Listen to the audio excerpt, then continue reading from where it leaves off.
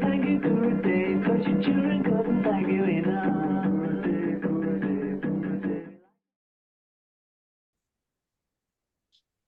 Thank you. Here's the cover. Well, hello, everybody. My name is Roland Hartmann. I'm chairman of the International Teachers of Meditation Association. And I've got the honor to also welcome Abner Kostev, our CEO. And I have the honor, as I said, to have invited Paul Mason, or vice versa.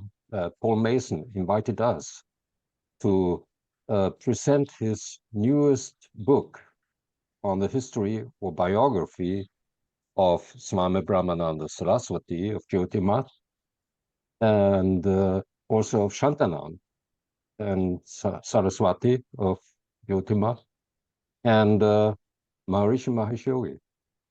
And I don't have much to say for this introduction, except that I would like to remind everyone that we as Teacher of Meditation Association, one of our focus is to teach new teachers. So, but today, once more, Paul Mason, please, you take the microphone and please let us know what your new book will tell us what we didn't know so far. Well, thank you, Roland, and thank you for hosting this Q&A session. I'd rather hoped that the book would have been out a bit longer before we had this meeting, because I'd rather that everybody had read it already. In other words, this isn't a sales pitch. I was hoping to address people's questions about the book, and that's what I'll do, because I'm sure some of you have read it. I've had some responses. I had an email today from somebody who bought the book and was giving me their feedback, which I might add was very positive, which was great. He's one of the people who actually helped me compile the book. He shared the resources about Swami Shantanand and some photographs and that. But basically, just to try and describe the book, which is kind of difficult, but I'll try. It's about meditation. Personally, I would say to somebody, it's like a meditation handbook. You could kind of put little marks in your book to say, this is about this aspect of meditation. This is about another aspect of meditation. So for people who are meditators, it would be quite suitable to look at it as a handbook. For people who are looking at the history, the development of the teaching, the tradition of teachers over actually 2,500 years, it's very informative. It tells you something of the genesis of the ideas of yoga meditation, from the times when the Buddha and the other religious leaders of that time. Jains. Pardon? Jains.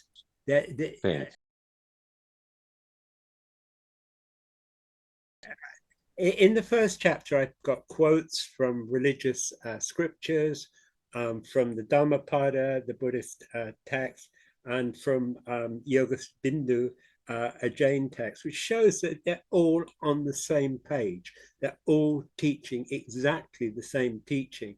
And I think that's really important to understand, rather than this divisive mentality of, oh, well, we do this, but they don't, they do something different. It's like, no, we're all on the same page. And I wanted in the title of the book to say yoga meditation, to dispense with the idea that yoga is some sort of like, stretching and all this. That is a form of yoga, that's hatha yoga, but the yoga that we're talking about is the inner yoga, the meditation yoga, and that's what it was called as long ago as 2,500 years ago, maybe more. Who knows? I'm not that brilliant at that era of history. But what we then have is we have Adi Shankara. Adi Shankara means the first Shankara. Okay, so he was the first of many over the 2,500 years. There've been a succession of teachers, all Shankara. Okay, they're all the same, and each one comes to represent that original teaching. They're not coming with a new teaching. They're not coming with their own teaching. They're coming with the same teaching of Adi Shankara. That's very important to understand. In our own time, in 1941, a Swami, a Hindu monk, was persuaded to take that position after it had fallen vacant for over 1,500 years. That's not a good way of saying over 1,500 years. 165 years was how long it was.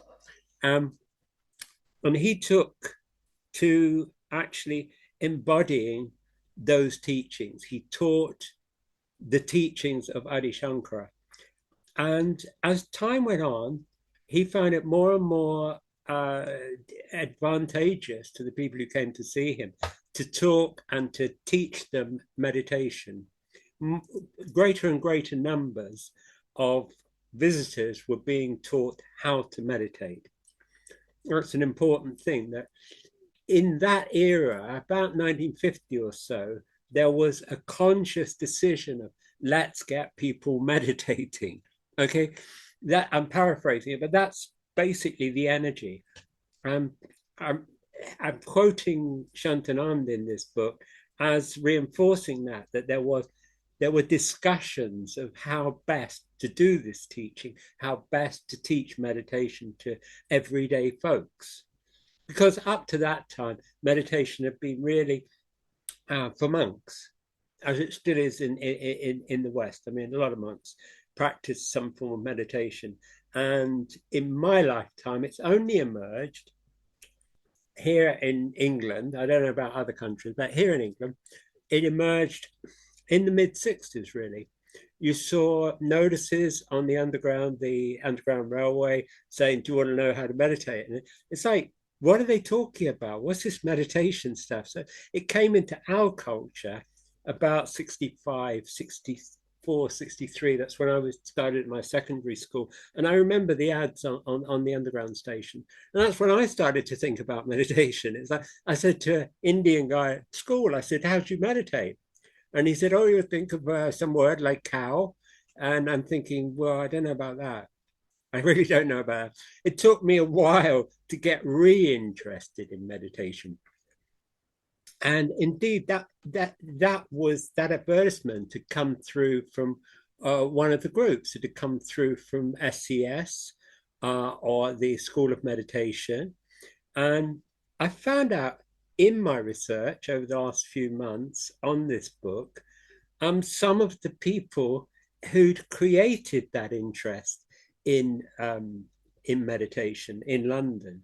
It was a very localized event. One of them was Dr. Francis Rolls, and he'd been taught meditation by Maharishi in London in 1960. There was also Leon McLaren, who ran the SES. Francis Rolls ran the Study Society. Leon McLaren ran the SES, the School of Economic Science, as it was known at the time. And there was a groundswell of people interested and learning to meditate. This new idea, basically, it's become commonplace, the idea in our time, but it wasn't then. They had good intentions, they had good ideas. They were in the realm of thoughts and thinking, and how should we do this? How should we think about this? And how can we be unattached? And how can we be in the moment? And how, etc., etc. And when Maharishi came with a technique in London, they seized on it. They said, this is what we're lacking.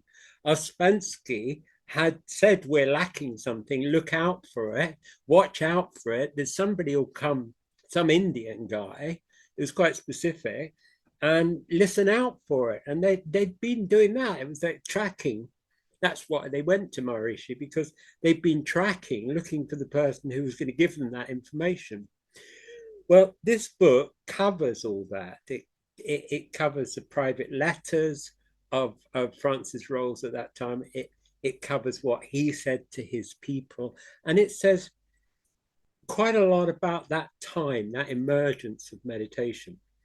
And then Maharishi, they wanted Maharishi to speak at the Royal Albert Hall, and they organized it.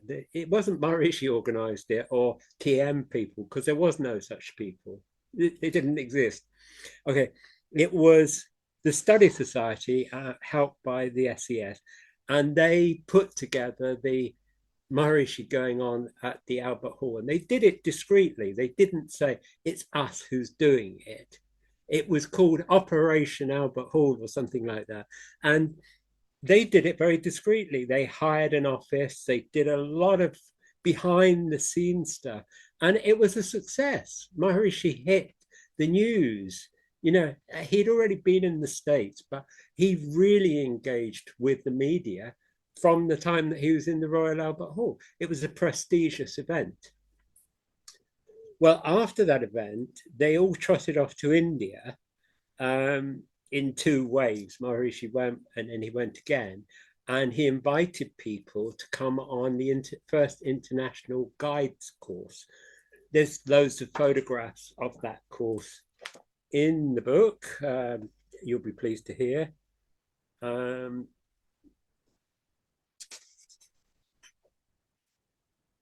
And during that course, Maharishi went up the road to Dehradun because he heard that his brother disciple, Swami Shantanand, was there. And he went and tried to encourage him to come and appear at the course, come and visit it. And he was successful in that. And several days later, Shantanand turned up.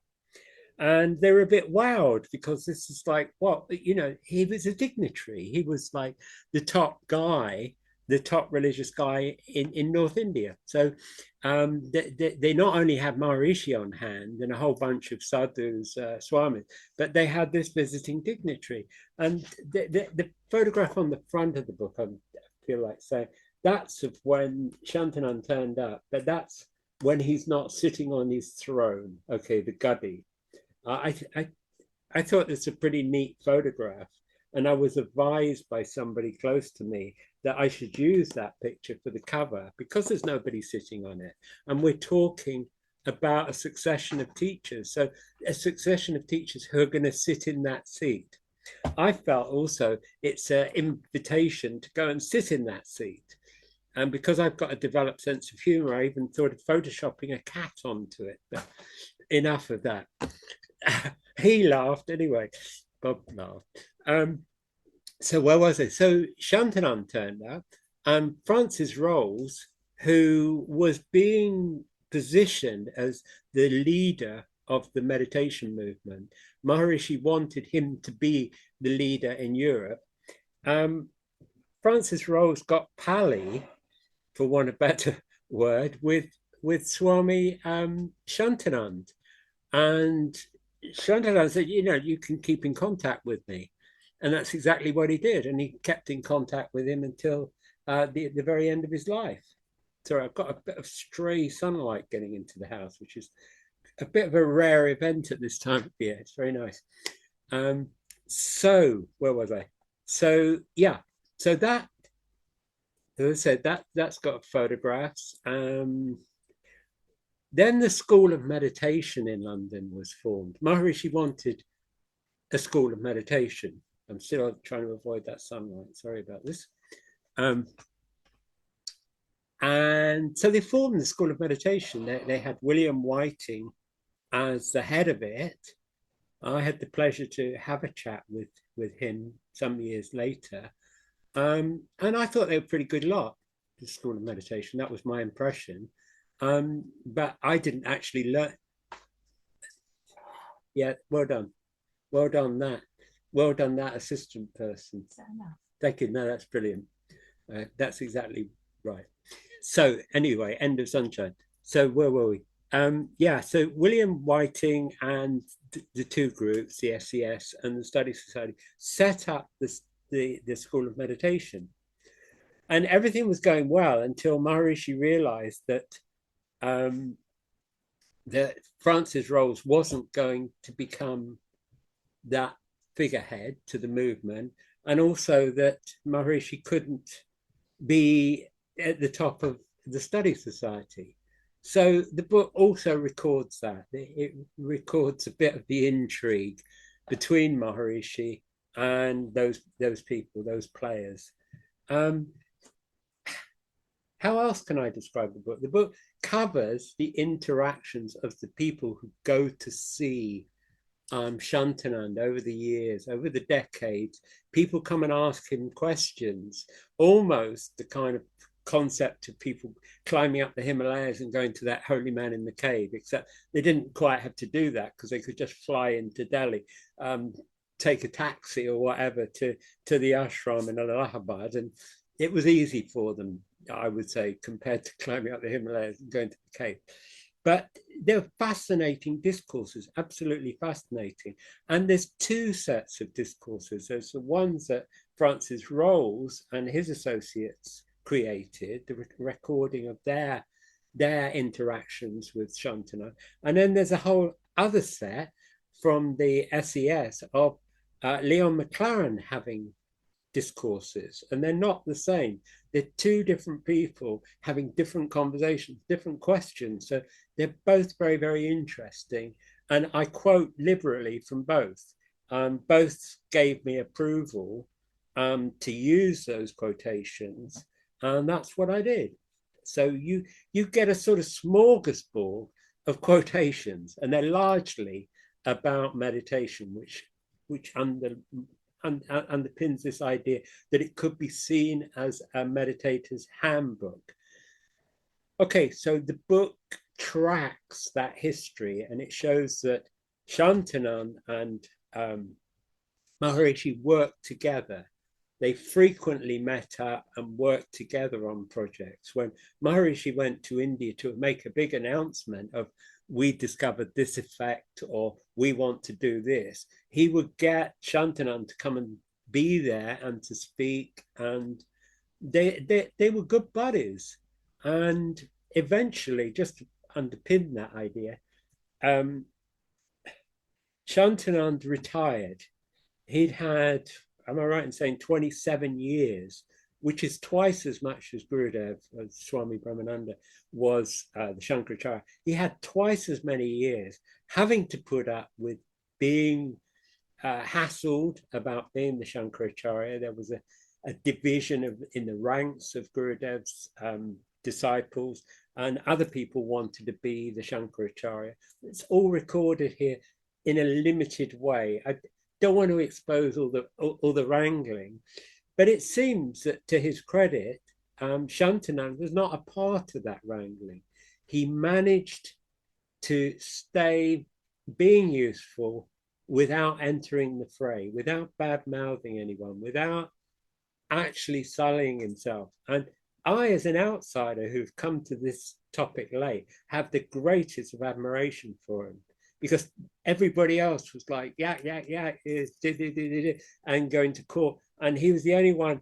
And I think it's a tribute to him that, yeah, Gurudev chose the right person. He chose someone who was just in the moment, being there, a symbol and a personification of the teaching. He never stooped. I mean, that's my understanding of it. I'm impressed. Anyway, eventually he'd had enough. It started to get a bit hot. Somebody was like resurrecting the court case, and he just had enough. I was actually in India at that time, and I can say, yeah, there was a mood up in Jyotirma that things were not good. This rival faction went and built their own math, their own monastery right next door to Shantanand. It couldn't be more like disputational. And unsurprisingly, Shantanand wanted out, so he retired. shortly after, Maharishi managed to he coaxed Shantanan to go with him to China. He said, well, now you've retired, you could go abroad. And it's like, no, Indians don't go abroad. There's even like a curse on Indians that go abroad. It's called Kalpani, which is like you lose everything if you go abroad. You lose your cult state, you lose your caste status, everything. You don't do it. It's been going on for years that people have had a superstition about leaving India. It happened to Gandhi. He had a whole load of trouble because he tried to leave in India, but he did. And Shantanan was like uncomfortable at the idea, and he said, "No, I'll stay and die in Benares. That's where you die if you're an Indian." Well, Maharishi got the better of it. After a couple of years, he managed to persuade him, coaxed him to join him on a trip to China. There's some of the pictures of that trip in El Buco. I don't know if you can see those. But the two of them went and gave a speaking to in China, and they went to Russia, and they went to Africa too. So you see the way they worked together. It wasn't like they were at each other's throats. They worked together. There's lots of pictures there of the two of them and their other brother disciples of Gurudev. So what I've tried to do with this book is showed you how harmonious the relationships were between a certain clutch of supporters of Gurudev, and how they basically teaching the same meditation, and how they still are. And I show how it goes on to Vishnu Devanand and to Vasudevanand, who's the current Shankaracharya. And the whole book finishes on some quotes from Vasudevanand. And Vasudevanand explains, there's been these problems about, being challenged. He said, and it'll go on until the challenger dies. And it did. So he was right about that. And I also tell you that he's riffing with talking about yoga meditation and saying pretty well that yoga means meditation. I'll leave you to find that if and when you seize a copy of the book. But there's a lot of illustrations in the book, and there's also details of me meeting Dandi Swami Narayanand, who was asked to be the Shankaracharya, but he turned it down because he didn't want to be a Shankaracharya. And all good to him. He just wanted to live in peace. And I personally met him, and I was taking a photograph of him, and he's such a warm and light and wonderful person. And I thought, as I was taking this photograph of him, if I was to take a guru, it would be this guy. And he looked down at me because I'd just been photographing him from a kneeling position. And for the first and only time, he looked uncomfortable with me. And he waved his hand in the air for me to get up and prepared a place next to him for me to sit on the level. Now, as far as I understand, you don't sit on the level with the guru. You sit on the level with a friend. And that, for me, was a very moving experience. And it was only many years later that I discovered that he had been offered to be the Shankaracharya. So in our own secret way, we made that link that I actually met a Shankaracharya who wasn't, but could have been. And I don't know, that it was very good for me, because we all need spiritual encouragement, spiritual support.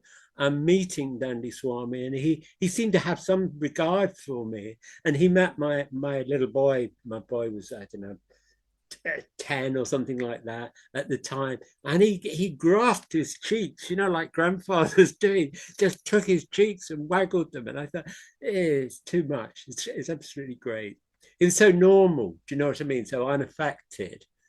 He wasn't trying to sort of sit on a higher level and everybody else and talk down to them. Um, so I'm open to questions. I've tried my best to tell you what the book's about. Thank you, Paul.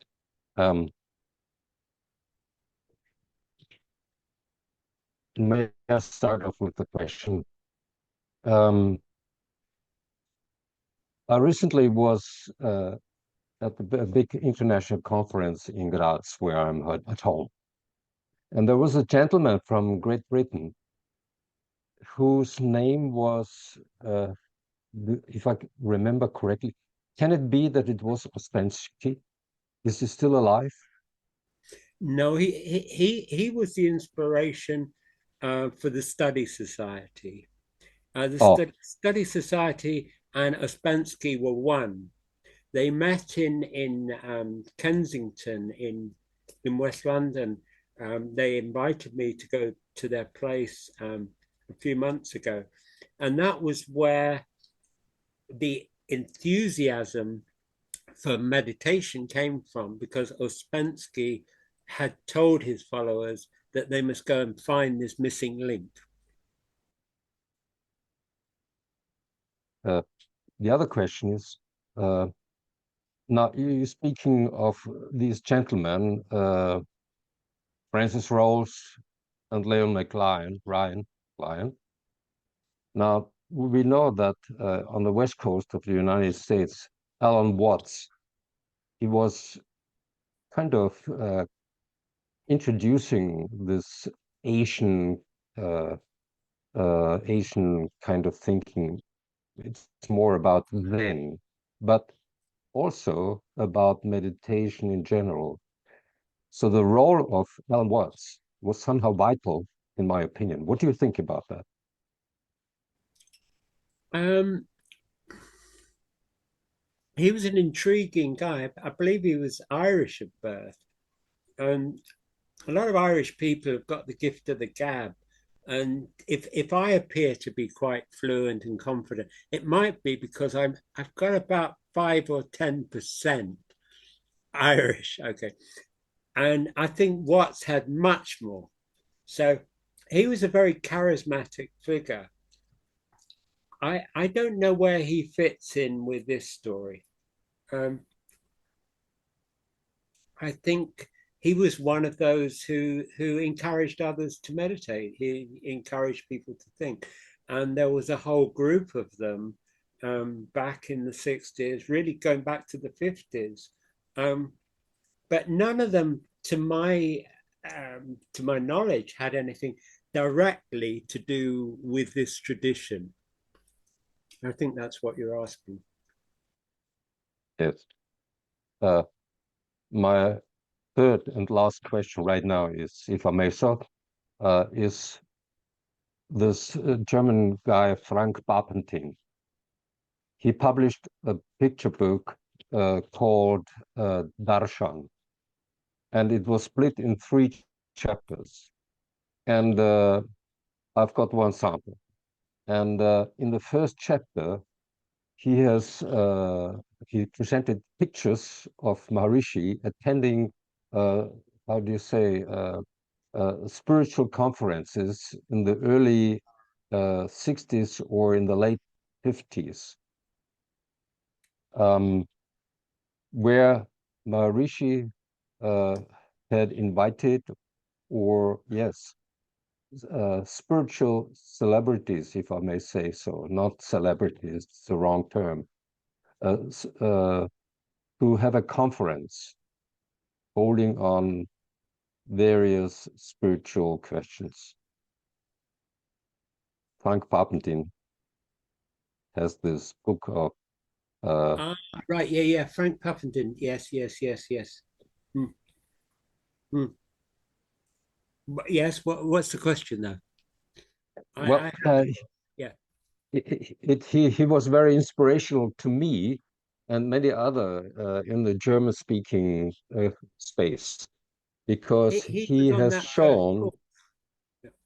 Yeah. he has shown that Maharishi before he got organized in the 60s with an organization, he was teaching meditation and like he was part of an academic, not really academic, but a kind of discussion round of philosophers in India.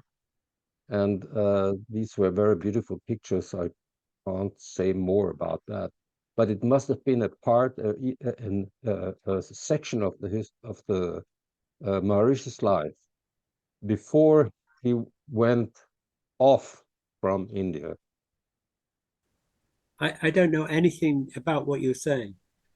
Okay. I know about the book Darshan, but I don't know anything about him giving details of something that happened before Okay. Maharishi left India. So maybe somebody else wants to ask Paul Mason questions. That period is covered in my book. He gave Maharishi gave some lectures, and I cover the. It's worth mentioning that his very first lectures that were published were vouchsafed, as it were, by Shantanand, even in those days. That Shantanand's support was courted, even in those days. And Shantanand wrote to Maharishi in support of his efforts to spread meditation, even in 1955. I think that what you're referring to must have been subsequent events in 56, 57, 58, where Maharishi tried to have conferences with saints, as they were called, saints. And Right. I think that's what you're referring to. We don't have that much. We don't like have tape recordings of it. We just got the occasional photographs and that, so we don't know the detail of it.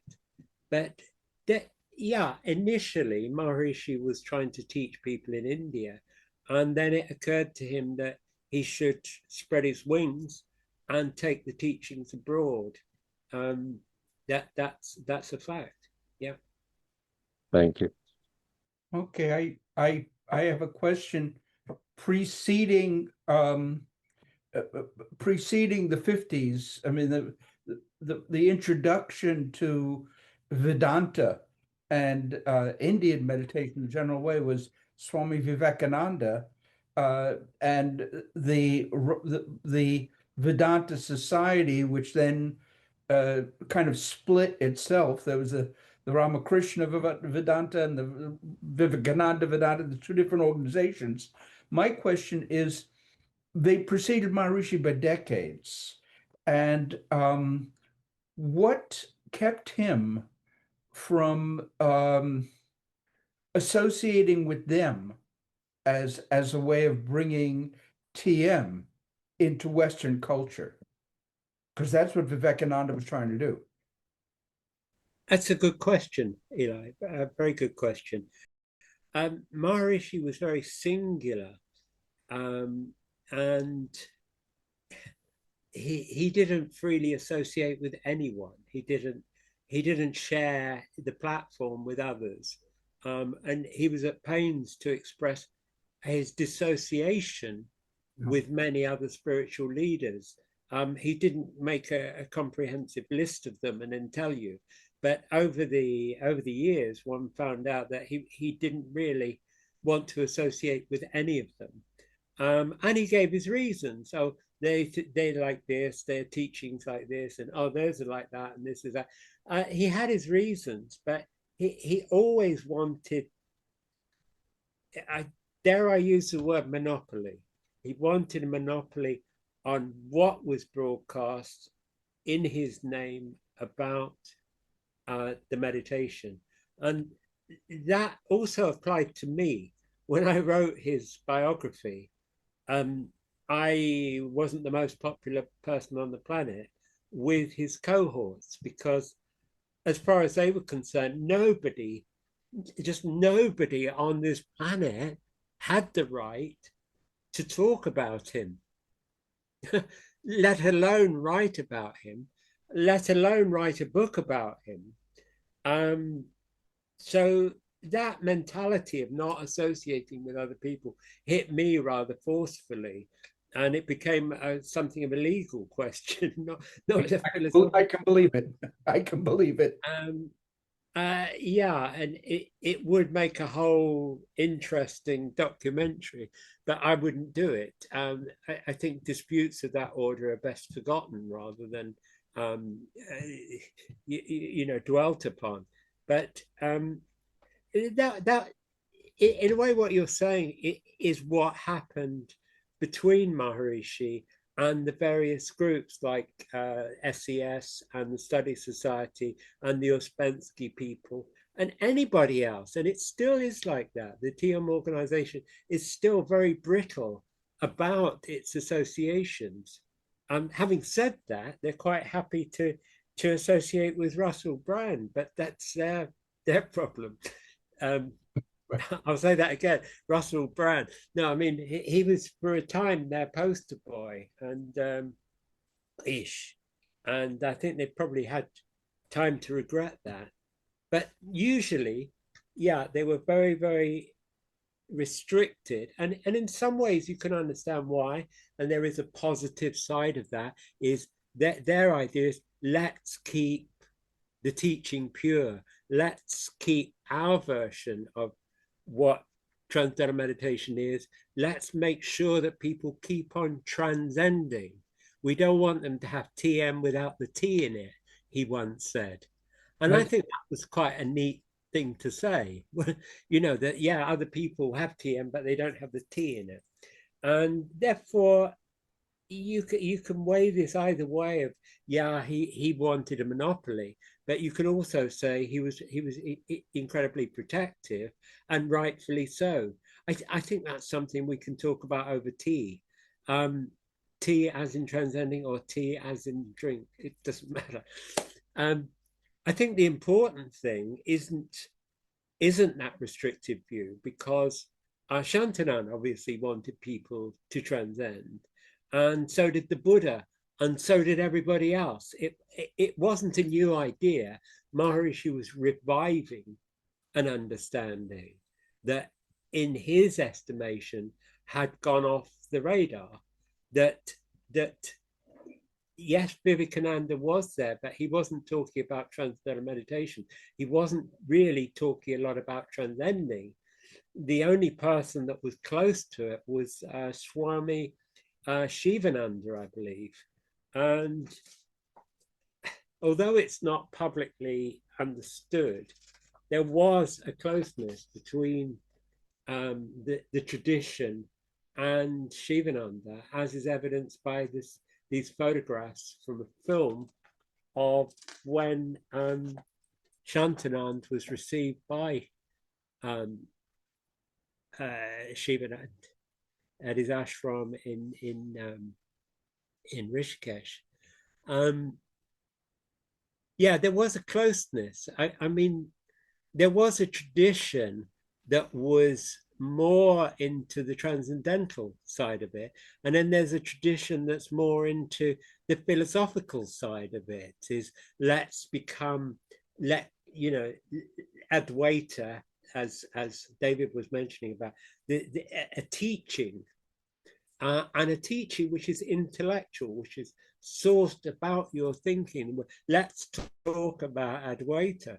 Whereas, to be honest, a lot of meditators understand Advaita quite readily because they experience it when they meditate. They wouldn't necessarily call it that, but if they were asked about their experiences, somebody with a fine observation would say, well, you're describing Advaita. You let go of everything. You let go of duality. You let go of your feelings about your impressions of yourself, your own sense of identification. You achieved Advaita. You're not right now because you're talking about I.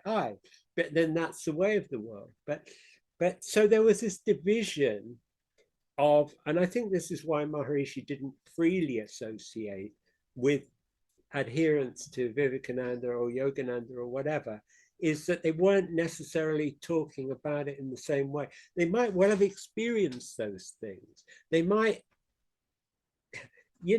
there was there are teachers that will have experienced deep transcendental bliss who don't necessarily manage to impart it to their adherents. And I think even Maharishi had problems at times of actually getting those who clustered around him to have the depth of experience that he was hoping they would have. And I think he was disappointed at times that they didn't get it more readily. And that's just the frustration of teaching something which you have and trying to get somebody else to get that. And I'm sure it's widespread. It wasn't particular to Maharishi, but I think part of what I'm trying to do with this book, Eli, is to actually bring together people who have like-mindedness. All the groups that are mentioned in this are basically coming from the same hymn sheet, as it were, singing from the same hymn sheet. I had the good fortune of being invited to go to Ireland a few months ago and meeting the students of the Irish branch of the SES, the the School of Philosophy and Economic Science. And I found them to be fabulous. I found them to be friendly, focused. They cared about each other. There wasn't a hierarchy, although there was nominally one. There was a head of it, and there was all sorts of allocation. But everybody would do everything. I caught an elderly gentleman who was one of their senior guy doing chainsawing out in the grounds. I mean, he was in his 80s, I'm sure. And it's like, I wouldn't want to do that. But I saw him on another occasion putting on a pinny and doing kitchen work. I was impressed. I was impressed that these people were actually living what they were learning and teaching. And therefore, this idea that, oh, they're not as good as us, or they don't, they don't practice exactly the same meditation, it's kind of a moot point. And that moot point is stretched out in the book. There's lots and lots to read. I challenge anybody to read it and say, well, no, I think that they're entirely different, because you need to read it again. I think we're all on the same page. And I've met a lot of people who practice meditation who wouldn't want to miss a session. And that's not just TM people, it's all the people who meditate. We're all enjoying that cessation, that settling down, that, as the ancients called it, that yogaschita vritti nirodha, that letting go of all that activity in your mind, just settling down and being at one. I did it this morning. I did it last night. I do it. I'm not craving for it, but when I do it, it's a settling and a steadiness. And I think future generations need to know about that. And when I was putting this book together, I wasn't putting this book together. I was just going to do a handful of quotes about Shantanand, and then it grew and grew and grew. And what I realized is that I was putting a book together for posterity, that future generations might pick up this book and say, ah, now I get it. Now I understand the meditation thing. I'm hoping. I really think it's the most important thing I've done in my life. I've written about a dozen books, and some of them are fun, or some of them are interesting, and some of them are informative. But I think this is important because it establishes its usefulness, its universality, meditation, that is. And this is what they were teaching 2,500 years ago, and we need to keep it going. Sasha from Moscow, he has raised his hand. He wants to question you something. Lovely. Thank you very much, Paul. It's always so charming to hear your speech. You've mentioned that this book, in a way, can become practically a table book for practicing meditation. By any chance, maybe there is an example or a quotation coming to your mind which of a practicing meditation manner? It's right through it. we got this saying in Britain, it's written like a word in the stick of rock. Everything is about meditation in this book. And it's not that I'm the great giver of this. I want to keep rereading the book because all I did was put it down. I'm putting chunks of information. I read a book of it and I was totally smitten. I keep it near my meditation pad, my lift off pad. And I read it and become influenced by it and become settled by it and want to be inspired by it. I mean, like, what better to have Gurudev, Swami Brahmananda in the book talking about meditation, Maharishi, who spent his life trying to share meditation, and Shantanu. I mean, like, personally, and it is a personal thing, I can't think of a better source of information about meditation. But no, I can't think of one quote for you, I'm afraid, Sasha. It's a bit mean of me. You should have told me earlier and I would have got it. Thank you very much, Paul. We'll read it, of course. I got the feeling when I was with Maharishi that he divorced himself in a sense from these other traditions, or didn't want to combine with them because he feared that intellectualism had crept into their traditions, and that they had lost their essence, and he wanted to keep that from happening. He also wanted to, I think, disconnect it from religion. This is back in the 1960s and early 70s. Would you agree with that? Yes and no, and maybe. There's evidence that he was, but there's evidence that he was doing the opposite. I mean, one of the things that struck me, I was taught meditation by the movement in India in 1970. And I was in complete ignoramus when it came to anything to do with India and to do with Indian thinking. And one of the things that after I was taught, I thought, oh, I'll read some books. And I looked at the titles of the books. And there was a book which was a book called the Bhagavad Gita. Okay.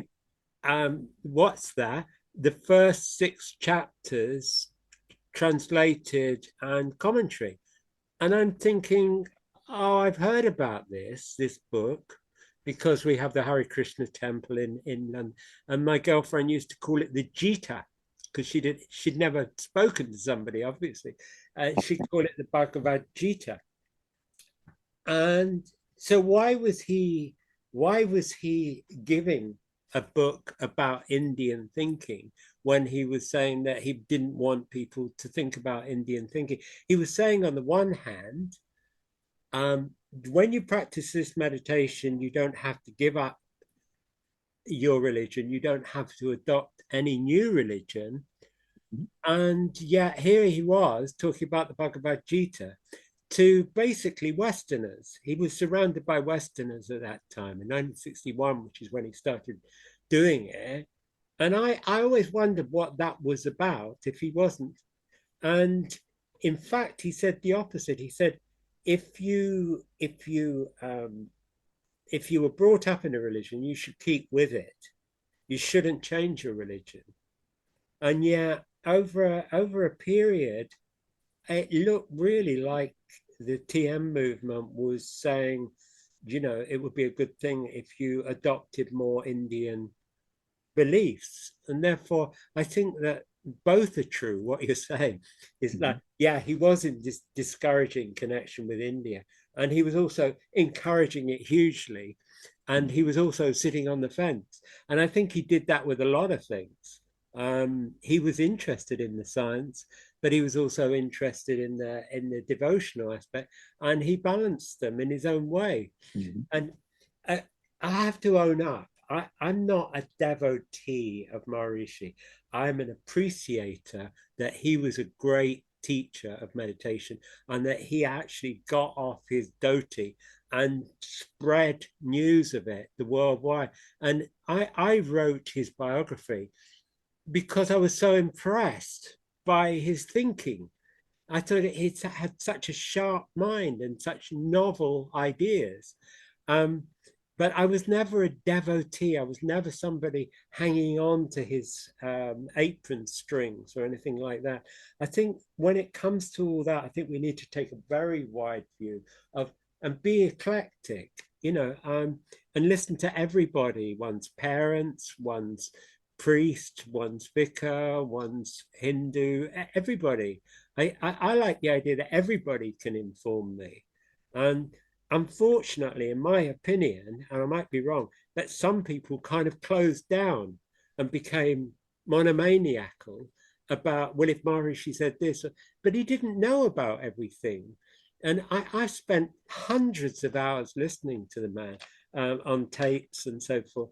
And I know there were a lot of things that he didn't know about. So he would say, can you tell me? And one of those things was LSD. And he was at the Kumbh Mela and people were asking him about LSD. And he was saying, what is that? Well, what happens? He really didn't know. I've got recordings of him talking to the Beatles on the same subject. He really didn't know. And I think people they're making a mistake if they become that narrow and targeted.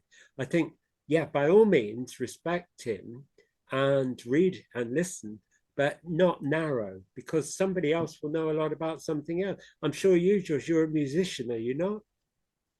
Yes, I am. How did you know that? You know heaps more about music than I do, but maybe you don't know heaps more about comic art, which is something I do know about. We've each got our preserves, and I think that some followers of TM became a bit Maharishi eccentric. I don't think that was so positive. I think, well, I think that's what he saw with other movements as well. There's other teachers had done that, and thus it became more important what you knew about the teacher, what you knew about Indian philosophy intellectually became more important than the essence of experiencing the reality. Reality. The other thing I think want to point out is that yes, he wrote the commentary on the Gita and so forth, but that's different than associating with another group. He came out with his own particular interpretation, all centered around. He always comes back to TM in the commentaries, and that's different than associating or somehow aligning oneself with another tradition. That's all.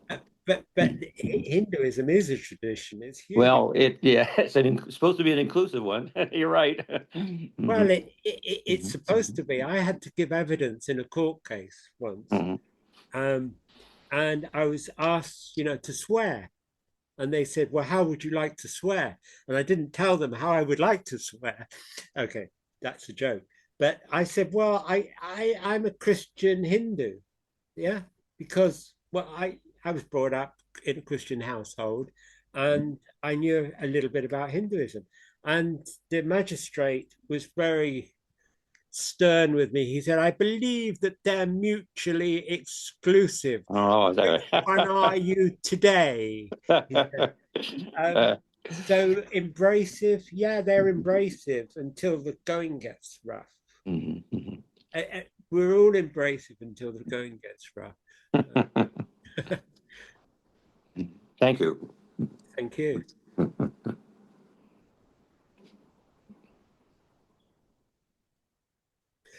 Is there anybody here who's actually read the book who wants to say anything about it, either for or against or somewhere in between? Just a thought. I've read the book. Well, I have my copy right here. Oh, wow. Well done. Yeah, and it's wonderful. Thank you for writing that. I really have enjoyed it. Have you got to the end, or you're halfway? I have. I've read the whole book already. I did it in about 3 or 4 days, and it was fantastic. I'm only been meditating for a year. I was initiated last year in TM, and I've also studied NRS with David. So Right. yeah. So it sounds like you found it informative. It didn't leave you mad at me over it. No, not at all. Like you, I'm quite eclectic. Yes. And I started out with NSR, and I went to TM because I just felt this attraction to Guru Dev. I couldn't explain. I wanted the experience of the puja. So I like seeing the lineage here. You have Guru Dev and Maharishi and Shatananda. I love seeing that connection, how it all flows and down to each of us who have been initiated. Yes, I'm glad. But that was the idea. It was like, let's not be just us, in this little patch here. Mhm. It's reach out. And you've read it all. That's great. I Yeah, have.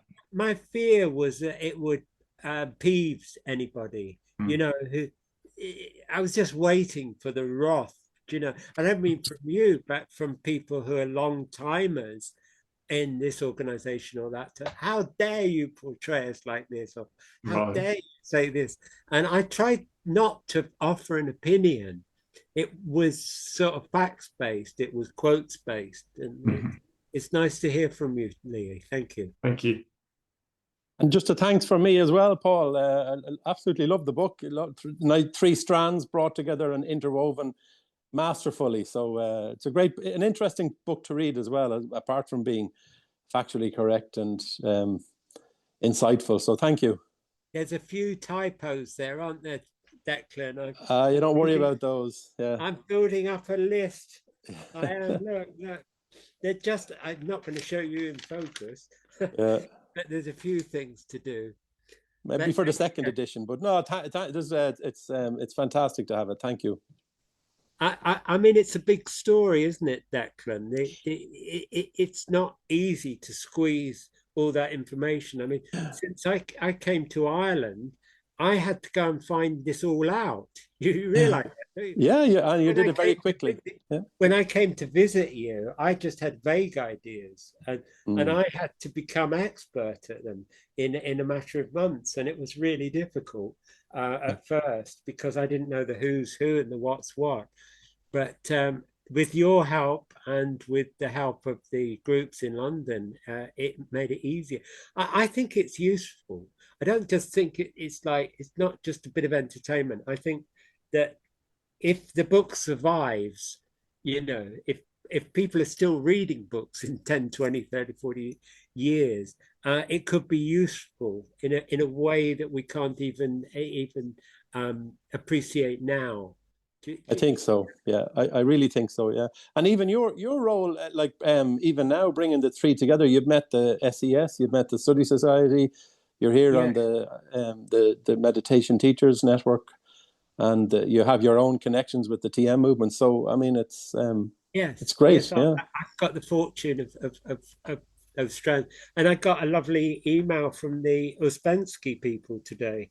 And I wasn't expecting it, I mean, some things you say, oh, this will probably happen or what, but I really wasn't expecting to get the positive responses that I've had so far.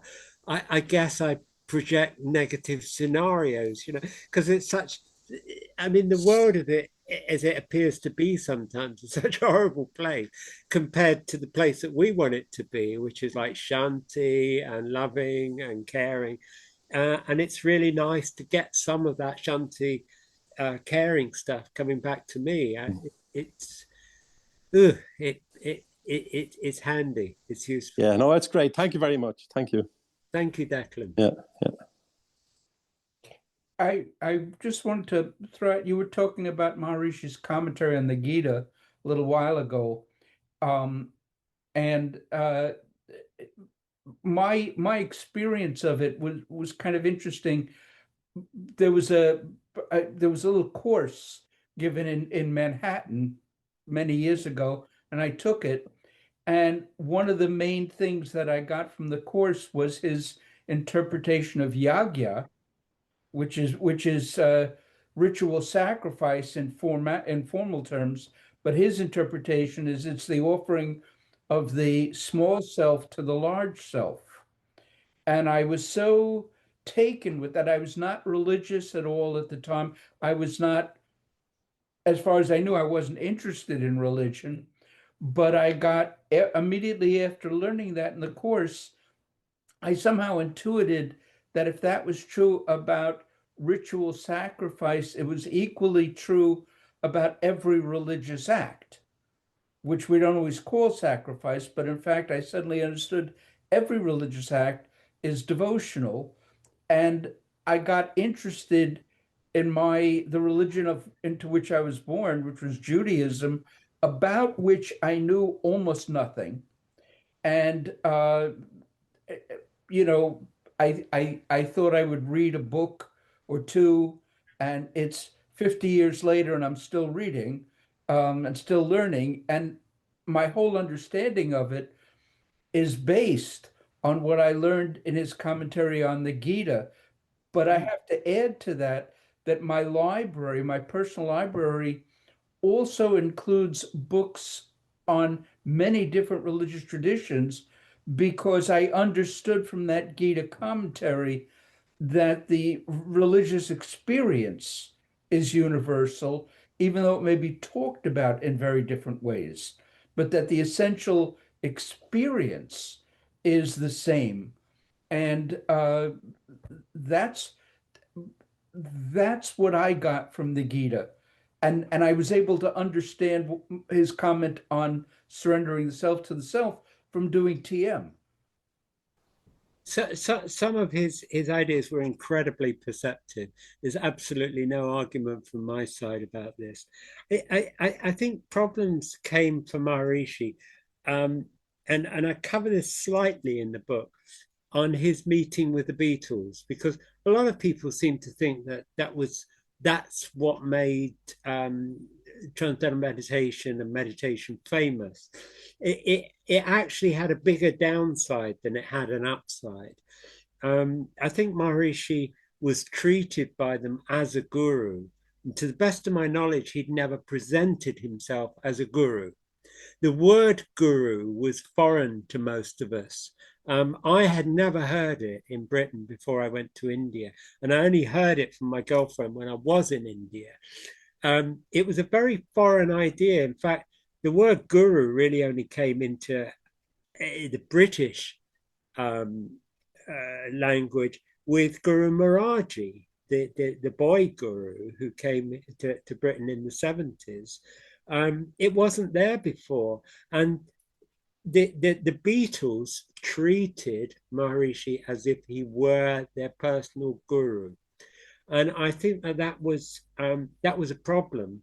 And I think that produced a sort of idea of over attentiveness to Maharishi, not as a thinker in the way that we're talking about with his interpretation of yoga, but about everything.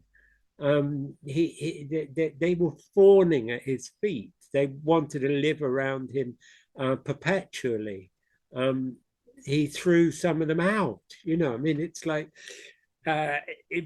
what my remarks about the Gita were not critical. They were just observing that he did actually. He was still a Hindu. He was still talking and thinking about those texts that he'd been read and which he revered as a child. So I don't think it was possible for him to completely cut off from those things. And as you say, he made the best of it. He tried to make modern sense of them. He did that with everything. He reviewed it and tried to make better sense of it. Yeah. I think his recovery from the effect of the Beatles leaving him around 1968, 67, 68 was the research that was done. Yes. Because that's when I started. I also, and when I remember saying, well, what happened with the Beatles? But the scientific research was what allowed me to say, okay, this does something. I don't have to believe anything, and I can accept it. And the recovery was better. That was the beginning of SCI, wasn't it? Yeah, Science of Creative Intelligence, of course. That he was putting everything in scientific terms. I don't know. This book isn't about Maharishi. This book has quite a lot of Maharishi's quotes and stories about him. I've written about Maharishi, his biography, and I've talked about him, I'm sure. But this book isn't primarily about him, and it's not about TM. It's about the whole story, as we were talking about with Lee Wesley, that he practices and he likes to see the wider field. And that's after going to Ireland, and not just because I did, but by going to Ireland, I realized how we have a kinship with other meditators, whether we acknowledge it or not. And I found that not only did we have a kinship, I found a fascination for Shantanan's teachings to the point where I, I really, really enjoy them. I've been fortunate in being sent the volumes from the SPES, the whole set. So I've got no excuse not to be reading myself stupid about what the man said. But he was a very spiritualized master, and Gurudev chose him to be his successor. We don't have to see him as a competitor. We don't have to say, yeah, but Maharishi was better. It's not necessary. Maharishi wasn't talking like that. And it doesn't pay any dues to us to think like that. They're both worth listening to. Shantanan was very practical, and whenever people asked him practical questions or asked about everyday life, he'd come out with amazing responses. He was really, really sharp. And by writing this book, I'm not trying to say, here is the whole of his teaching. There's quite a few pages. Is it 5 pages? 1, 2, 3, 4, 5 pages of notes. Okay, so I've sourced everything that is sourceable in the book. So for those people who think, yeah, well, I'd like to read more about Shantanan's, like that left me wanting. That wasn't enough. Fine, but you'll find all the URLs when they're online and all the references to the books. I really, you've got no excuse not to go and do your own research. I had to do mine, but you get a volume of 200 pages on. If I was to put all the rest of it, it would be 2,000, and I'm not exaggerating. The amount that's in the Study Society tops 1,000, and you've got getting on for that in the SES, and then you got Maharishi's stuff. It's like it would fill a room, right? So you've got to do your own research. Thank you, Paul. George wants to ask you more question. I just wanted to follow up with what someone mentioned about yagya. That I remember Maharshi saying that yagya is any action which is all life supporting. Any action that's all life supporting. Religious rituals have that intent. They have the intent of being all life supporting. But it also implies that someone in a higher state of consciousness, their whole life can be able to transform the environment so that everything they do, or everything it touches, has the potential of being a yagya, being all life supporting. And putting together that book was a yagya. Yeah, I think that's it confirms your insight of how Maharshi take a very superficial interpretation of something, saying like a superficial interpretation of yagya means it'd have to be a Hindu ceremony in order to be a yagya. Well, he's taking it on a much deeper level and saying, no, any action which is all life supporting and which has its roots in the transcendent and expressed through someone who is able to do that is potentially a yagya. I'd like to say, because I haven't mentioned it before, but I started this book just as a few quotations from Shantanan. I have a little book of quotations in Hindi by Shantanan, and just as a gift to Declan and the Irish contingent, I was going to translate them, put them into a little book, and that would have been nice. Well, they're all in there in the book, but the book actually evolved, and it evolved on a daily basis, and I had no control over it. When we're talking about yagya, it's like there was something special happening, and the amount of special coincidences that happened while I was putting together the book, that suddenly magically somebody would write to me on the very topic that I was dealing with, that I would say, oh, I should put so-and-so's name in, but I can't be bothered. Then somebody on one of my groups on Facebook said, oh, what was so-and-so's name? And I'm thinking, how could you possibly, nobody's ever asked me that name. And you just, and it was, I have to say, it sounds a little bit superstitious, but it felt like there were energies outside of myself that were putting this book together. So though my name's on the cover, and I'll get some meager amount for having written it, I'll get some compensation, I didn't put it together. Well, the synchronicity increases manyfold when a yagya is being performed, and I think, and also part of the reason that happens is because a lot of the actions are coming from a level that's deeper than one's individual ego. And so it sounds like you've experienced that in the manifestation of this book, and that's a wonderful thing. It's a wonderful thing. It was happening day after day. I'd be waking up at 4 or 5 in the morning to go and to be thoughts coming into my head, and I didn't plan it. I didn't plan it in the least, and I don't even know what's in there. I had to write my own crib sheet with what's in the chapters. I had to type out all the chapters and work out what I put in it. I'm as mystified as anybody else. And that's not stupidity. It's because I didn't do it. It's because I was the one who was being used to put it all together. And I have to say, I really felt like that. In some ways, I enjoy that, and in some ways, I resent it. But that's a whole personal story, isn't it? But it's not the first time that I felt used in these terms, and I certainly felt so. I wouldn't normally talk about it, but that's the way it's come to this point in the chat. Yeah. Thank you very much. Thank you very much, Paul. Can I just say one quick comment of thank you, please? This description of being a vessel for a higher purpose is really inspiring, really, really very inspiring. And I would have read the book anyways, but now I'm going to buy it right away to read it. This is, in my opinion, it is a blessing. So congratulations for having achieved that level. But can you just give a comment, because the hardest battle that I fight with all the time is the complexity of the history, the techniques, the relationships, the network, and the knowledge that in reality it's just so simple. There's a parable of St. Francis that I find absolutely wonderful.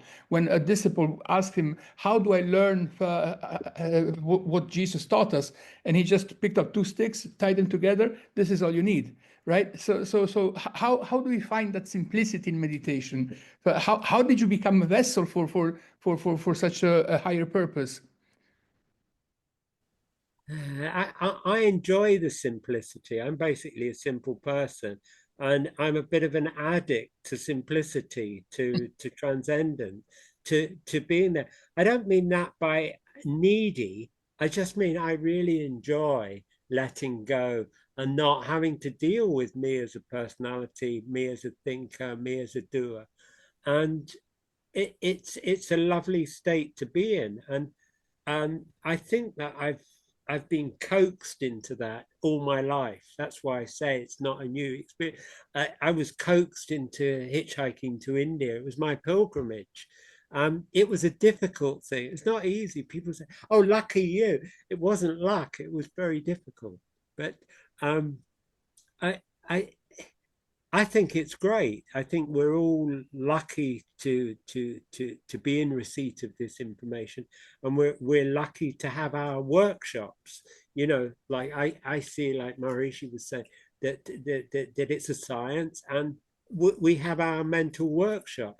And I'm sure those people 2,500 years ago were like that. They weren't superstitious. They weren't sort of like stupid. They were intelligent, and they would say, what if we let go of our thoughts? What would happen if I let go of that sense? And I think they were really smart. They weren't superstitious. Some of They them were were, smart. not all of them. And I was brought up as a Christian Scientist. There's a hint there. Christian Scientist. It's like, yes, a religious value, and yes, science value. And I think that Maharishi tried to encourage that thinking of science. And I see it like that. I see it as a scientific act, meditating. I don't mean that to sound dry. I don't mean to say that makes it in any way less attractive. But I think it is a science. I think as human beings, it's a smart thing to let go of your thinking, to actually merge with the greater being. And as we get older, I'm looking around, there's no young people here, young like 12 or 15 or 20 or whatever. We might as well get used to forever. It's a good way of dealing with our futures. And I think in answer to your question about being used as a vessel, I think it's that openness. I think we need to kind of like be less selfish and care about each other and care about the future of the cosmos and all that. Okay. That's where science and art become one. Yes. Dhanyavad. Dhanyavad. Thank you very much. Thank you. Thanks, Paul. Nice to meet Well, you, by the way. Well, thank you, everybody. Thank you. Even the Thank people you. who haven't turned on their cameras, I can see you. Yeah, it's nice to get to know someone in addition to being a Facebook friend. You get to actually be there, see them in person. And Talking about Facebook friends, I have a Facebook friend. I was talking to Kathy and I was saying, do you know, I have friends that are actually royalty, and she's kind of go, huh? And I said, yeah, so-and-so and so-and-so, she's royalty. When she talks about King Charles or whatever, she's talking about like, she's in succession, and I said, and I know this prince, he's got a castle. And she's like a bit open mouthed. And I said, yeah, let's look him up. And we looked him up. He's some old hippie. He's a friend of the Rolling Stones. And we looked him up online. And I was dead right. He is a prince and he's got a castle. And you know what? You were saying how Facebook friends. So I wrote to him and I said, look, I said, if I've just looked you up online, and I said, if you'd like, for us to come over just for like for a few days or something, for like chat a while.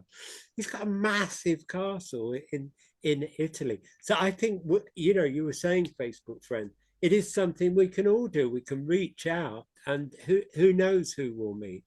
Who knows in all that vastness? It's good fun anyway. He'll probably laugh when he gets to know, oh yeah, somebody wants to come and stay in my castle. But why not?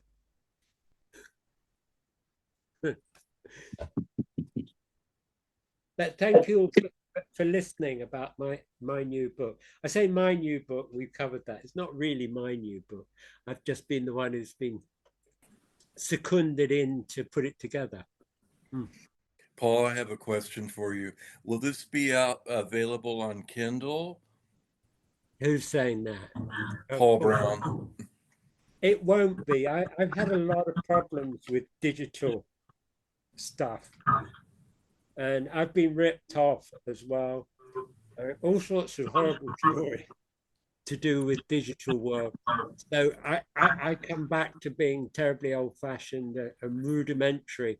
And it's at least it's not available in a slate version. At least it's on paper. It's not all etched on a rock in a cave. Or on Thank you very much. Thank you very much, everybody. As Paul Brown asked whether it's being available on Kindle, how can we how can one obtain the books, Paul? Yeah, any reputable bookseller, that's what people say, isn't it? I think anybody can go to a bookseller and say, can you get me that book?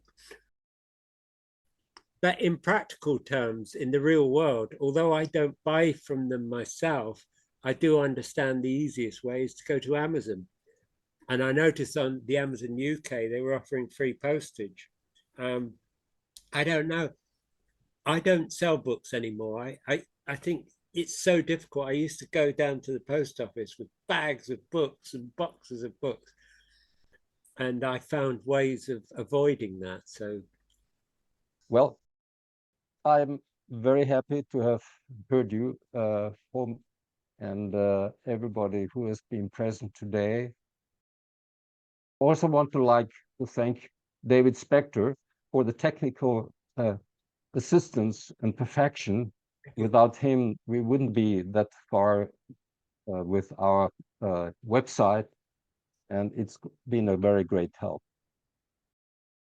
I would like to say hello to Abner Kostev, also in Israel, our CEO, and I just wanted to remind we have been having had the honor to present this in the name of the ITMA, the International Teachers of Meditation Association today. So thank you very much, everybody. And I would like to say, let's meditate by switching off the Zoom and start to have a meditation if you like. Okay, bye-bye, and Jai Gurudev.